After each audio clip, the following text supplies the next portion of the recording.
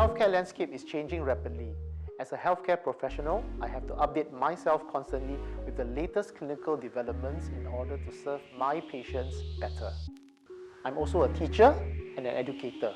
I need to ensure that I have the right educational knowledge and skills to guide and assess my learners. That is why at NHG, we place a lot of emphasis on developing and designing faculty and professional development programs that are highly applicable and relevant to clinical practice.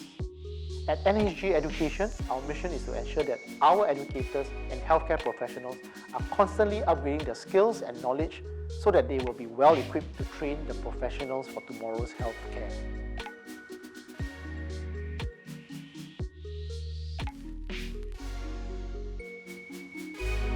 In a similar vein, our faculty development programs don't just focus on professional knowledge, but also on areas such as how to conduct assessments, teaching, facilitating educational leadership, scholarship, and research.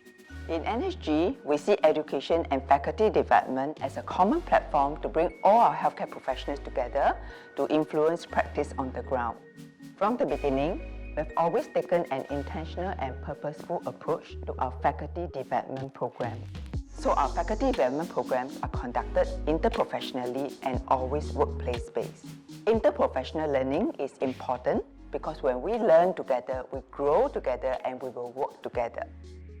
Workplace-based learning means that we acknowledge that learning doesn't just take place in a formal classroom, but in our workplaces in a social setting as well. In fact, we adopted the 80-20 approach where 80% of the learning takes place in the workplace, 20% in a formal setting. So over the years, we have partnered NHG College to design programs and have invited many experts to guide us in different areas. Dr. John Norsini is a familiar name to us. He has trained many of our faculty in workplace-based assessment. Prof. Margaret Hay, who has shared with us various approaches and frameworks on assessment and evaluation in healthcare education.